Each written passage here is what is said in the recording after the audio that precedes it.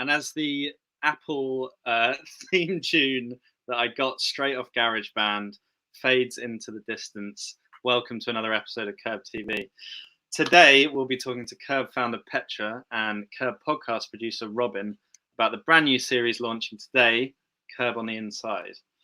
Petra's going to be chatting to some of the greats of the industry about how they're adapting their businesses to what's happened right now and how the new normal will impact them when everything hopefully starts going back to a bit more normal. As always, you can support all of our street food traders up here at kerbfood.store. And if you're based inside the M25, we're now doing weekly deliveries from Seven Dials Market. So if you need booze, you need fruit and veg, toilet roll, although that seems to have gone back to normal now, they'll get delivered to you every Friday if you want. And you can go to sdmcornershop.co.uk to access any of that. So now I'm going to invite our founder Petra and podcast producer Robin on to chat about the podcast. Hello, Petra. Hi. And hello, Robin. Hello. How you doing? How are you doing? Very well, thank you, and very pleased to hear not only that KERB's SDM sending out to the world, but we're also broadcasting with the podcast now live today. Petra as host. And you can obviously you can get that on any podcast platform, be it Apple Podcasts, Spotify, Stitcher, anywhere. Right? That's true. Great. Everywhere. All over the place. 24/7. A new podcast series is out, Petra. Tell us about why now is the perfect time to start chronicling all of what's happening, speaking to traders and all that sort. It's just, I think we're all experiencing what is a massive rupture to our lives and our business and our jobs and our normal way of behaving and being.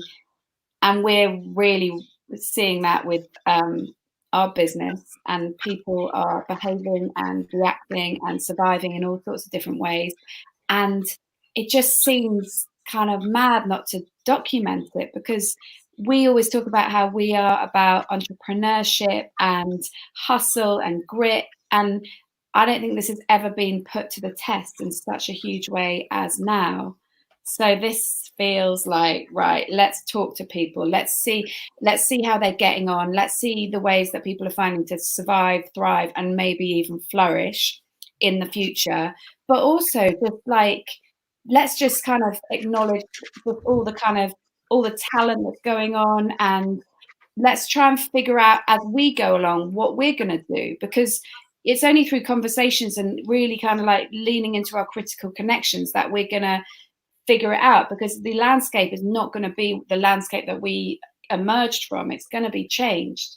And there's similarities in the sense that we were born out of a kind of disrupted landscape of 2008 crash, but this is something else. And there's a lot of learning to do and a lot of understanding and a lot of idea generation needed to kind of really figure out clever ways forward. Yeah, I guess this is the first kind of like test for this burgeoning street food industry after 2012, when KERB got started properly, and we had a bit of stuff before. 2008 was a massive recession. Obviously, a lot of hospitality businesses went under then, and now this is another test to see how we can stand up to that bit, right? Yeah, a lot of hospitality businesses went under then, but then from it emerged a lot of new types of food businesses, hospitality businesses that you couldn't have even really conceived before. That's the opportunity, right? Yeah. So as an example, the first episode is Zan from Bleecker. She's one of the KERB heroes, all-time KERB heroes. I would say that when she first started, and she started back in 2013, she was at the launch, wasn't she? 2012. She came to the first ever workshop, which was run by Eat Street at the Battersea Arts Centre. Wow, look at that. And that's even gone through a whole rejuvenation as well, hasn't it? Yeah, neither of them exist anymore in the same way. I think one of the really interesting conversations you have is sort of about the scene back then, and how it was like kind of like a swashbuckling pirate style movement where everyone was sort of trying to get by, working out things on the fly. But the impression I get from Zan is that she had much more of a single focus about where she wanted the business to go, and she could use street food as like a platform to take her there.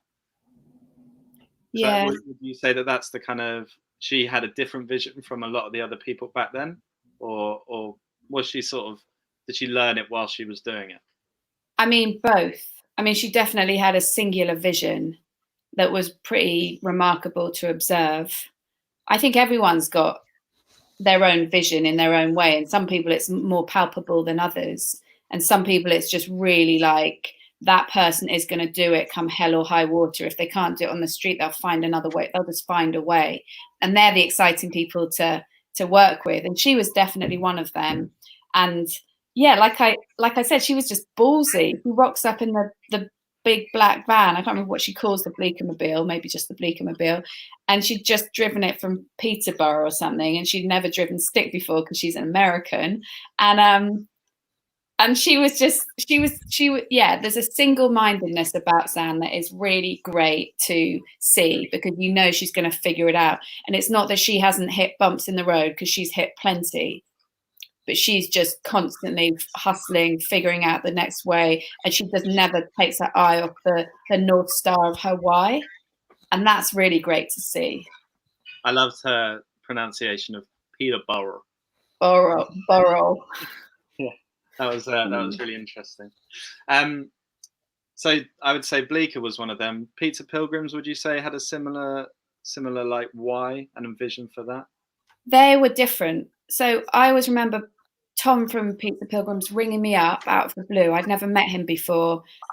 For some reason, I remember where I was. I was in Shepherd's Bush, and I was getting a lot of calls from traders at the time, like a lot. And I remember having such an easy conversation with him and feeling like I wanted to talk to him. I wanted to spend a lot of time on the phone with this person I'd never met.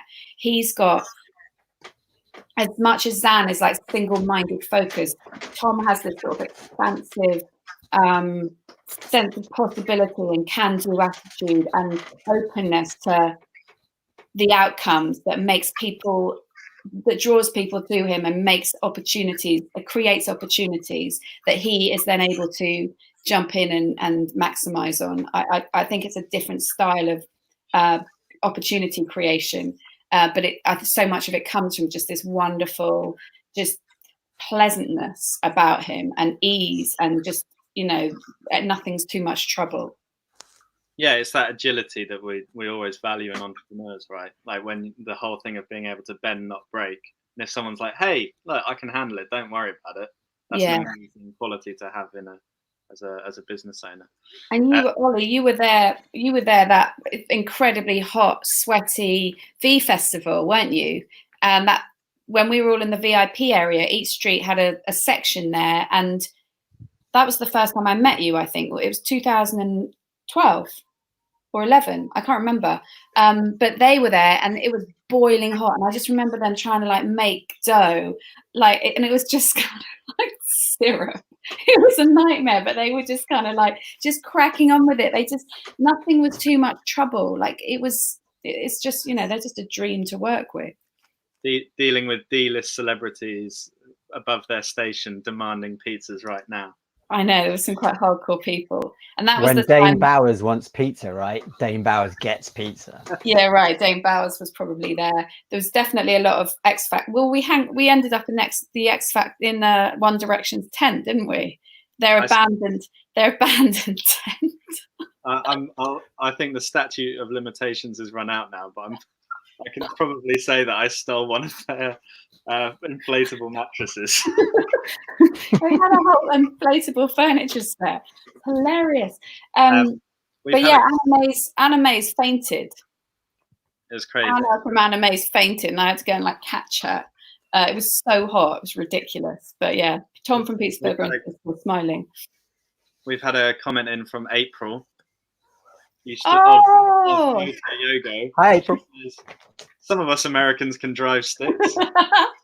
Although I don't remember really ever seeing April drive the Moto Yogo van. So I'd like to get confirmation. I never saw it move. Did it move? Even stick. Yeah. Isn't it just press a button and go? Yeah, it's Yeah. like a remote control. Just in the background. Oh, April. So, Robin, I'm going to come to you now. We've done 2 series of the KERB podcast before, previously called KERB Life. You sort of travelled all over London, spoke to loads of different people. Good And time. what are some of the highlights of that and now the future, I guess, of the podcast? Who were the kind of people that you spoke to that were fascinating to speak to on your Well, site? I mean, one of the stars is always food, the recipes, the menus, right, as well. And food is obviously just an amazing topic to discuss. And even if you don't think it is necessary, just have a listen to anyone in your household, be it flatmates or loved ones. How many people are on the phone to their family members or friends talking about what they're going to have for dinner or what they had for dinner? It's like every day, all the time. But I think one of the joys is the passion of the people who are involved. And I mean, I suppose you asked for a couple of highlights, things spring to mind. Like, I mean, spending a whole day eating various bread recipes was a pretty good one. But to do that with Bridget Hugo, who was co-founder of Frank and Manca, founder of the sourdough place Bread Ahead, now Strozzapreti at Seven Dials Market as well. And just to hear her talk about the history of bread is the centrality to food and community, food history, literally human history. I mean, that's pretty epic. I think in terms of the recipe stuff, the food things, the Christmas episode we did, I think it was a special. That was pretty amazing because Christmas obviously adds that family and childhood memory, and which is kind of right at the heart of all the food stuff. So hearing Jez talk about why turkey is so important, you've got to have it every year for his kids and to get all the family together. Then hearing the expats as well, because that's another huge thing about it. There's people from all over the world come to London, share their food, keep it going round. And so we had Rotson talking about growing up in Venezuela and what they ate. And I mean, he's just great value whenever. Rosie Chick talking about when she learned to barbecue with her dad when she grew up in America. You know, there's so much of it which is to do with kind of how you feel. And then obviously podcasts, I kind of want to hear feelings in podcasts.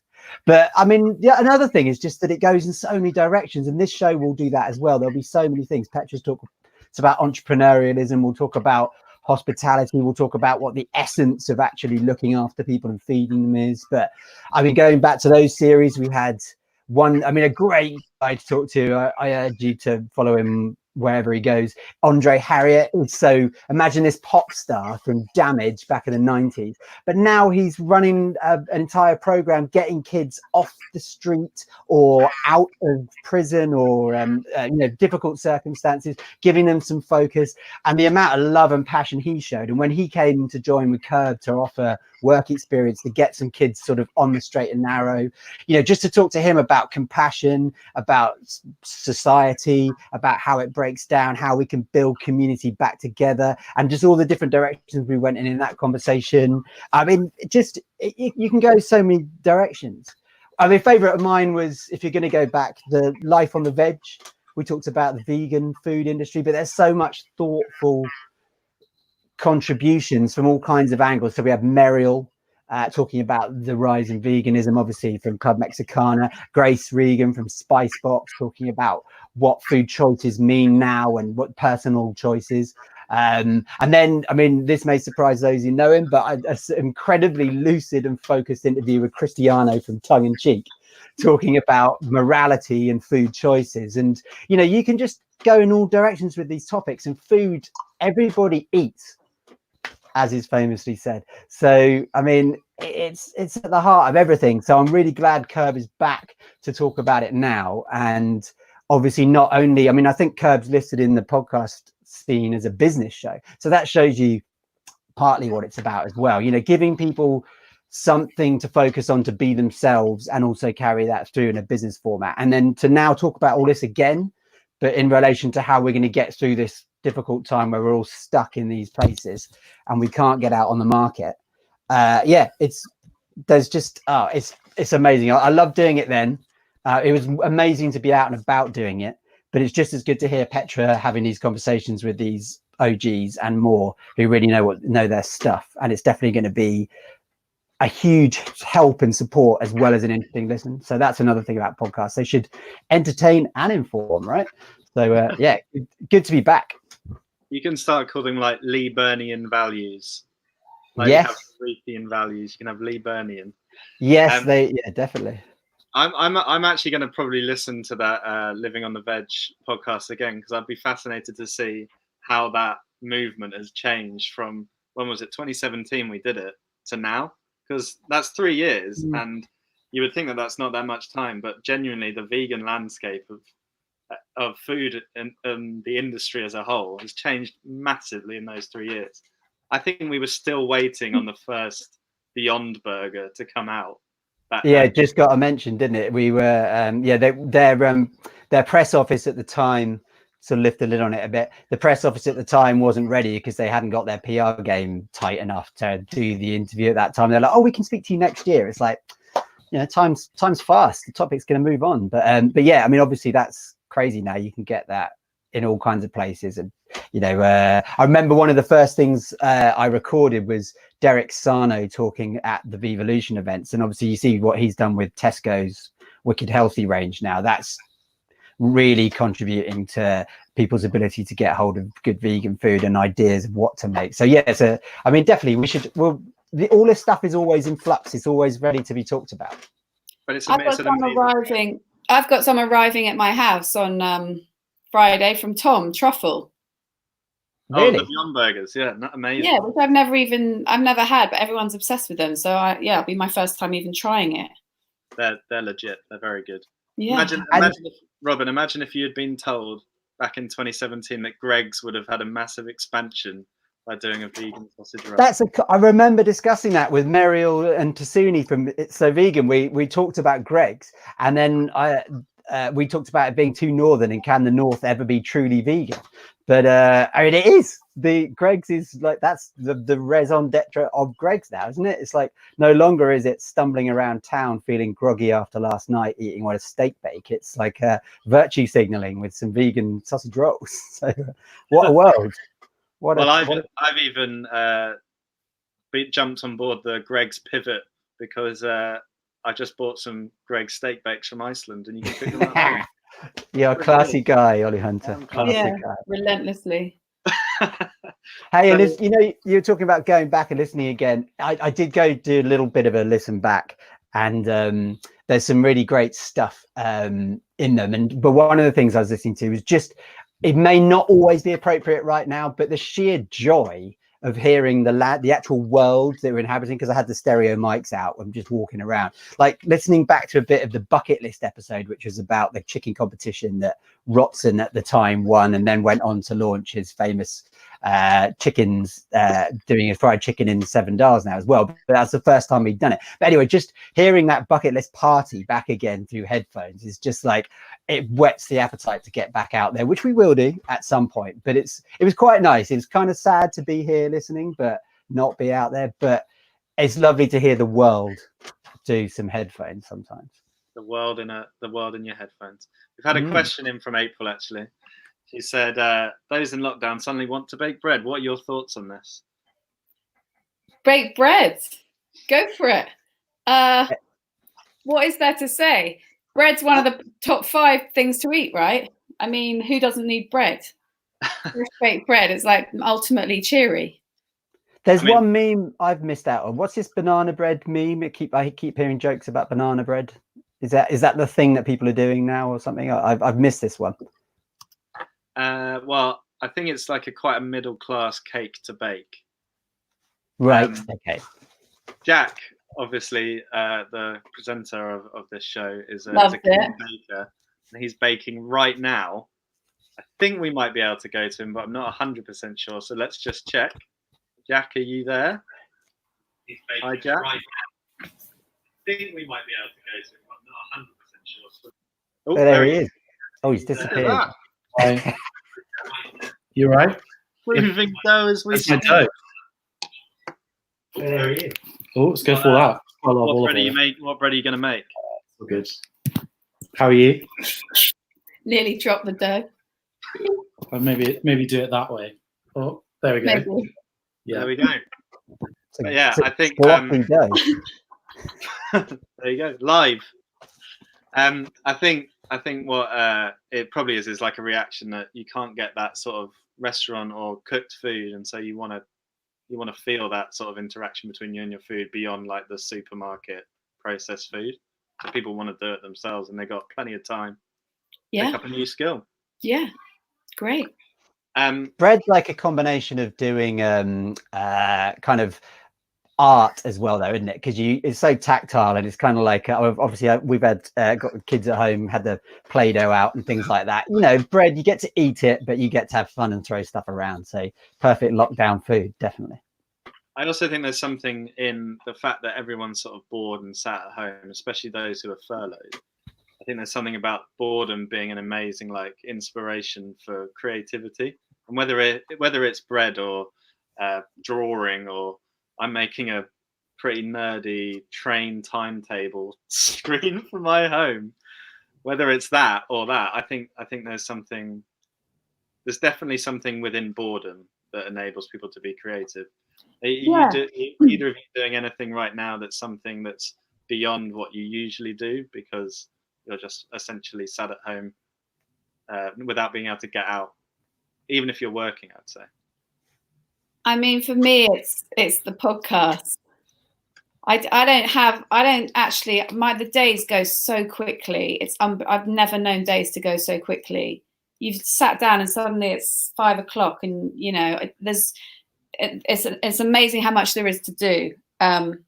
You know, when your business stops, there's a hell of a lot to do, and it's been really nice doing the podcast, because it is literally, I mean, Robin's been doing this for a while. He's an experienced podcaster. I've been talking about this and wanting to do it for a long time, and I've never done it. And it's one thing to have an idea, and then another thing to just, I don't know, just the minutiae of all the different things to think about. And I'm not even editing it. It's just so that's been really good for me, and I really enjoy just being a rookie and learning and just figuring out, I want to get better. I want to be a good interviewer and everything like that. So I guess that's probably the newest thing I'm doing. Robin, are you doing anything beyond creative that you don't usually? I suppose you've got quite a creative job.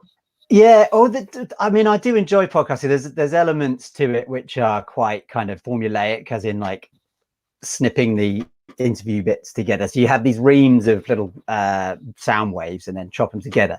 I do think that's quite a good thing to do in lockdown, because it's quite zen. You know, you're just looking at these things, getting it to sound correct. It's almost like a sort of horizontal Tetris. You put it all together. So that's a great thing. And I mean, to be honest, like probably a lot of people who are working in lockdown, I find work even longer, because you've got the sort of family stuff, so it takes longer to do anything. So that sort of dovetails in sort of going downstairs to sort something out and then nipping outside for 10 minutes. But I mean, I have actually, speaking of creativity, we've got an amazing bit of music on this newer version of the KERB podcast. We've got Petra's got Meridian Dan to send over one of his tracks. So we've got this grime thing that kicks in pretty heavy.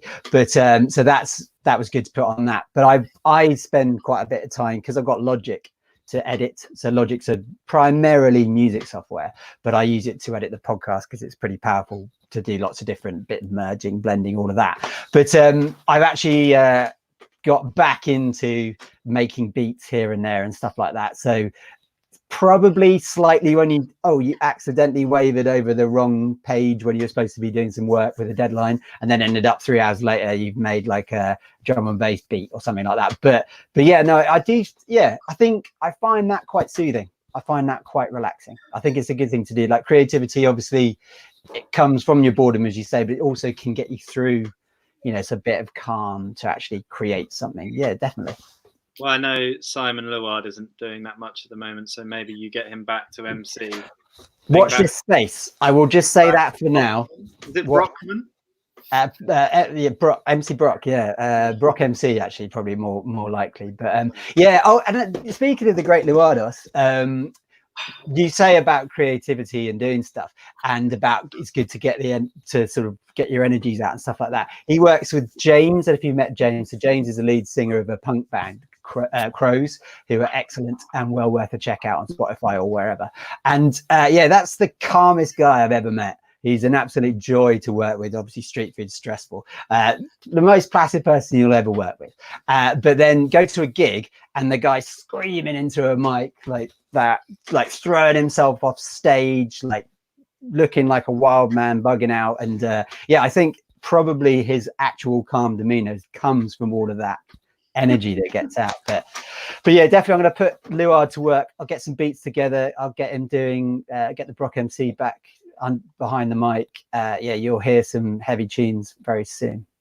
Great. And he's from a real hippie family, let's not forget. Yes. Yeah. And his uncle plays the harp. That's a good marriage, like a sort of freestyle over harp. Maybe you could get working with that. But so the podcast's going to be released weekly now. Yes. What episodes have we got coming up that you're most looking forward to? Well, it's a combination of like planning them ahead, but also not planning them so far ahead that they become irrelevant, because things are changing all the time, and the kind of subjects we're talking about and the people we're talking with are changing all the time in terms of what they think about something. So we have got next week JD from Hospitality Union, Street Feast, Milk and Honey, who was really quick to rally together all of these heads of hospitality as soon as things started going wrong back in early March, on a WhatsApp group to go, right, what the hell are we going to do? We're going to face a bloodbath if we're not careful. We've got to get some campaign. We've got to get a campaign going, and we've got to get government support for our whole industry, because we're the first to have to close, and we'll probably be the last to be able to reopen. So he's been working tirelessly on this national timeout campaign, which is looking for hospitality businesses to have 9 months rent free. So he's explaining all about that. And so that's a look at sort of like the wider hospitality structural issues and challenges, and who the man is behind so much of the kind of campaigning of this, because he's just one guy. He's not even in government, but he seems to be responsible and able to drive so much change in the absence of, you know, necessarily the government, you know, well, they're just, you know, they're up against the wall, aren't they? So talking to him is really good, because he's been, you know, a massive part of my life in street food ever since, you know, KERB started, Eat Street before it. He's, you know, we've always shared a lot of information. He's always been very, you know, just a great person to have on board.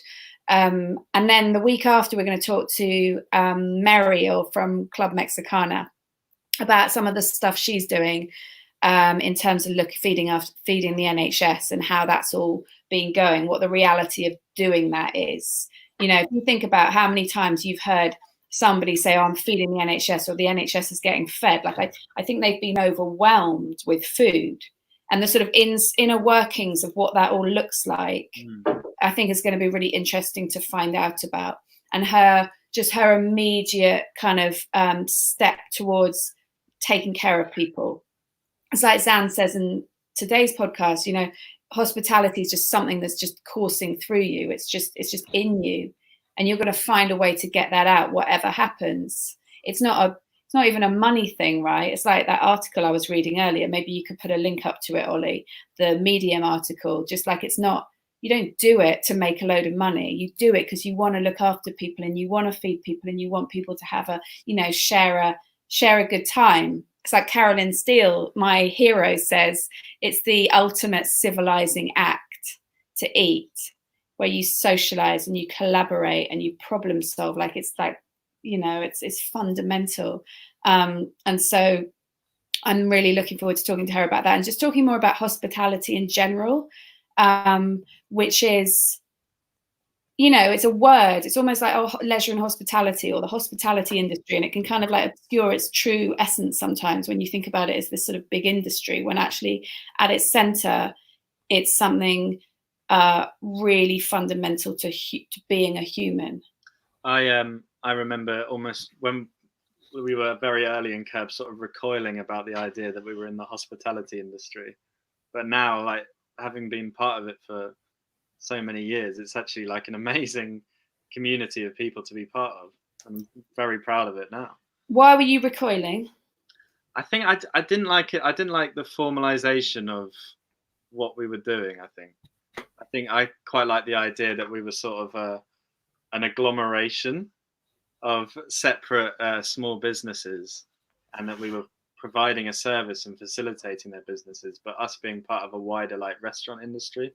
I always thought that we were almost like at the start a reaction to that, and now I think we've become closer to it as more of our traders have made the step up to full-fledged restaurants. That's my personal opinion. Yeah, you felt like it was a reaction to you. It was a reaction to the idea of what you thought the hospitality industry was, as opposed to what hospitality is. Yeah, hospitality industry to me felt like the silver service stuff that you would have got at like Epsom Racecourse where my brother used to work. Yeah, I thought it was a very different industry to that. Yeah, fridge cold smoked salmon, and just kind of like, I always talk about food that you feel like you can taste the spreadsheet in every bite, and it's just overwrought. It's had multiple hands on it before it's got to you. It's lost connection to the human that's prepared it. Exactly, and I thought ours was the connection between the person who's bought the ingredients, making the food, and the person who's eating it was smaller than ever. And I think that was kind of the beauty of it. Last question before we finish for today. Who would be your dream guest to have on your podcast? Let's go to you first, Robin. You want to start with me? I might cop out a little bit, but I genuinely believe it. I remember talking to a really excellent podcaster who, by the name of Eva Krysiak, and she did a show called Everyone Else, which I urge people to find wherever that is. And we were talking about a show that I was making. And I sort of said, oh, yeah, I want to sort of, eventually I'll get, Danny Dyer on it or something like that. There's one, Danny Dyer, just stop there. No, get some, and then you'll start to cut through, you'll get loads of listeners, etc. She said, well, that's not what podcasting is about, is it? It's about telling stories. So there's all these famous people are going to be interviewed. They're going to be out there. So stick with it and just tell people's stories, tell regular Joe stories, tell your story. And I do believe in that. And speaking of which, I mean, it shows a small world. Eva Krysiak used to have a stall at Maltby Market, I think. So anyway, small world. But yeah, so on that basis, I guess I'm really looking forward to maybe actually meeting some regular folk or telling more of the traders' stories as we go. Hopefully eventually doing it around a table somewhere, actually in real life, maybe at Seven Dials Market. But if I have to, though, go on. If I could get the entire Wu-Tang Clan to come along as well. Hey! Back in the day, ODB's got to be there. So we're going to have to get him back from the dead somehow. So if we can get them to come along as well. So ODB at Seven Dials Market whilst we do all the interviews with people who need their stories told. Okay, I'll write that down. I'll see what I can do. I've got some contacts in the hip hop world, but I don't know whether or not they'll be able to spread all the way to New York. And also the afterlife. And the afterlife, yeah. They were the ultimate pirates, right? I've got my pirate gear on. The RZA gets the Wu-Tang. The RZA gets the Wu-Tang, the record deal. And then every individual member gets an individual record deal with everybody labels. No one had ever done that before. They've got 10 labels working on them collectively. That's incredible. I believe that was the inspiration for KERB, right? You were like, KERB can be the Wu-Tang, and then all the different traders can be like Method Man or Redman, going out and doing their own doing their own restaurants, and they can come back for a big party at the end. One of the best gigs I ever went to, Wu-Tang Clan, 97, Hamburg. It was incredible, and they were all there.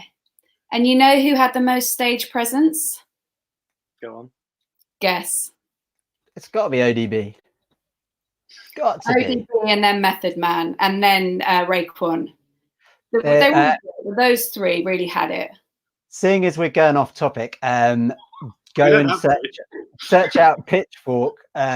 Pitchfork they're doing these old album reviews, so great albums, and Pitchfork always likes to go a bit intellectual with it, but they've got a really great re-review of ODB Return to the 36 Chambers, or whichever one it was, but just talking about that exact stuff, like how they were so different and they all came together, and Method Man's, like, if you can call it that, the polished kind of front leader of it, and ODB's like the heart and soul and the nitty gritty, and I guess that's what KERB on the inside is. It's the nitty gritty, isn't it? It's the raw.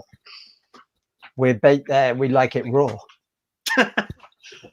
Petra, who would be your dream guest? I mean, there's guests who you might want to get in front of, because you'd like to really have a proper conversation about, my first instinct was I'd love to talk to Sadiq Khan about, how can London and food really kind of like find new solutions. There's ultimately a city's job is to create enough food for everyone that lives in it to eat, but it barely generates any of that food in the city itself. It relies on the country to get that. There's like this symbiotic relationship, and I don't know, I'd love to have a conversation about all of that kind of thing. But yeah, Roy Choi, he's just endlessly himself, endlessly of the streets, endlessly, Kogi. I read that thing that you sent me earlier, Ollie, that he'd written for the Welcome conference. And yeah, I really appreciate him. He's just a relentless entrepreneur who just has got so much heart and understanding of what it is, what the purpose of what he does is, which is to get to people and to create this sort of social spaces and to feed them just everyday good food from a truck. That's like the heart of his business, and I love that. It's amazing when you read something that someone's written and you're just like, he said it better than I ever would have, and he did. I'll put a link to that letter he wrote in the comments of the YouTube page. But yeah, it's an amazing letter that he wrote.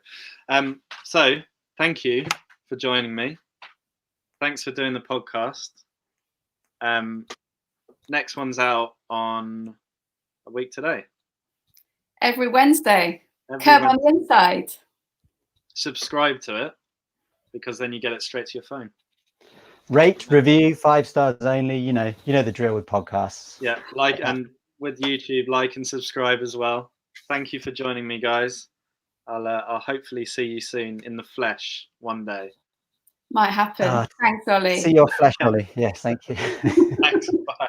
Bye. Thanks, Evidence. Bye. And thanks for joining us and watching today's KERB TV.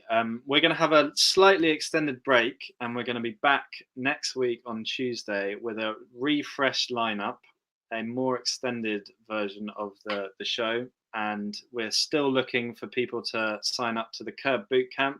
If you've got any questions about wanting to start a street food business and you want to ask some of the top tier street food legends for their advice, we can get them, we can source them, you can ask them the questions. So please do join us again on Tuesday next week, and we'll see you then. Thanks.